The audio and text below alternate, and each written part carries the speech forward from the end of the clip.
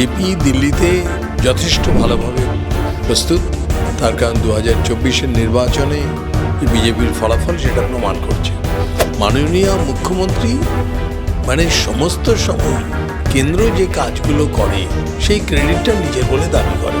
যে বাংলাদেশ শাসনে এখন যে টিকে থাকবে, কে টিকে থাকবে, ওরা ভাবছে যে ভারত বিরোধী কার্যকলাপ করবে, তার প্রতিযোগিতা। ওয়াকফ সম্পত্তি তো এমন তারা বলতে শুরু করেছে, বোধহয় তারা তো বলছে একসময় আমরা এই ভারতবর্ষ তাদের মুঘল সম্রাটরা শাসন করেছিল, কাজেই সমস্তটাই মুঘল সম্রাটের সারা ভারতবর্ষ। এরকম কোন দিন বলে দেবে? আগামী 5ই ফেব্রুয়ারি দিল্লিতে বিধানসভা নির্বাচন রয়েছে এবং সেই নির্বাচনের আগে আমরা যেটা জানতে পারলাম যে ত্রিমুখীয় নির্বাচন হতে চলেছে, একদিকে বিজেপি, কংগ্রেস, অন্যদিকে আম আদমি পার্টি। আপনারা কতটা প্রস্তুত আছেন? বিজেপি দিল্লিতে যথেষ্ট ভালোভাবে প্রস্তুত, তার কারণ 2024-এর নির্বাচনে যে বিজেপির ফলাফল সেটা প্রমাণ করছে। আর তার সঙ্গে সঙ্গে এবারে যে ত্রিমুখী লড়াই, এই ত্রিমুখী লড়াইয়ে বিজেপি বাড়তি সুবিধে নিশ্চয়ই পাবে। আর এই গত কয়েক বছরে যে আম আদমির যে পারফরমেন্স, তাতে তারা যে সমস্ত অন্যায়, তোলাবাজি যা কিছু করেছে তা মানুষের কাছে একেবারে পরিষ্কার হয়ে এসেছে, দুধ কা দুধ পানি কা পানি হয়ে গেছে। ইতিমধ্যে আমরা দেখলাম যে মৎস্যজীবীরা বাংলাদেশ থেকে তারা দেশে ফিরে এসেছেন এবং যে প্রশ্ন উঠছে কেন্দ্র না রাজ্য, তাদেরকে কে ফিরিয়ে আনলো? কারণ মুখ্যমন্ত্রী বলছেন যে অনেক কষ্টে ফিরিয়ে এনেছেন তিনি। মাননীয় মুখ্যমন্ত্রী সমস্ত সময়ই কেন্দ্র যে কাজগুলো করে সেই ক্রেডিটটা নিজের বলে দাবি করেন। সেটা যেমন 5 কেজি চাল, রেশনে যে 5 কেজি চাল দেওয়া, সেটাও বলেন উনি দিচ্ছেন। এইরকম অসংখ্য আছে। দুর্গাপুজোকে যে ইনট্যাঞ্জিবল হেরিটেজ ইউনেস্কো যে অ্যাওয়ার্ড দিয়েছিলেন, সেটাও বলে নিজের। কাজে এটা কখনো হতেই পারে না, এটা কেন্দ্র সরকারকেই এই ভূমিকা নিতে হয়, আর সেই ভূমিকা কেন্দ্র সরকার পালন করেছিলেন। ঠিক আছে, উনি এসে ওনাদেরকে সম্বর্ধনা দিয়েছেন, এই দায়িত্বটা পালন করেছেন। আচ্ছা, টিএমসি কিন্তু তৃণমূল কংগ্রেস থেকে বলা হচ্ছে যে যখন অনুপ্রবেশ হয় সেই দায়টা যখন কেন্দ্রে বিজেপির তরফ থেকে বারবার তৃণমূল কংগ্রেসের ওপরে দেওয়া হয়, তাহলে যে তাদের মৎস্যজীবীদের ফিরিয়ে আছে সেই কৃতিত্বটা তাহলে টিএমসি কেন নেবে না?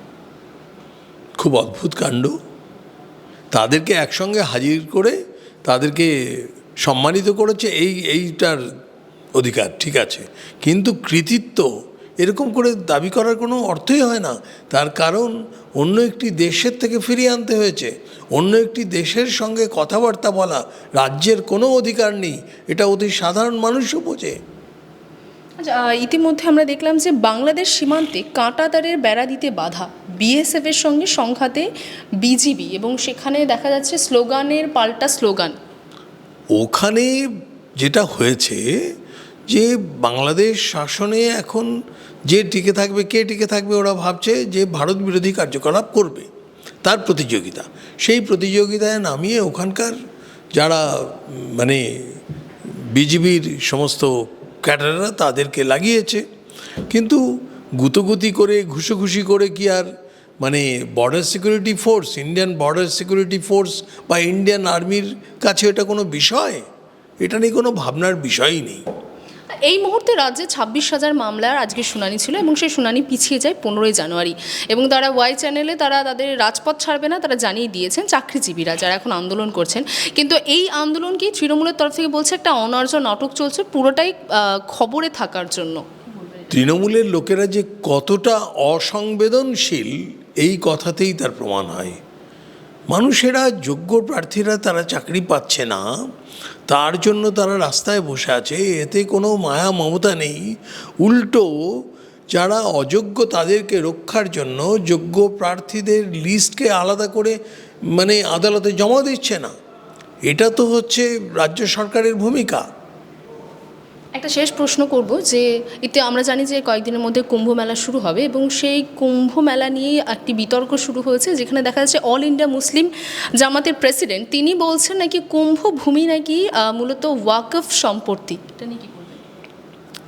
এই ওয়াকফ সম্পত্তি তো এমন তারা বলতে শুরু করেছে, বোধহয় তারা তো বলছে একসময় আমরা এই ভারতবর্ষ তাদের মুঘল সম্রাটরা শাসন করেছিল, কাজেই সমস্তটাই মুঘল সম্রাটের সারা ভারতবর্ষ। এরকম কোন দিন বলে দেবে? কাজে তাদের এই কথা সম্পূর্ণ অবান্তর। বাংলা হাটের আরো খবর দেখতে নজর রাখুন। বাংলা খবর মানেই বাংলা হাট।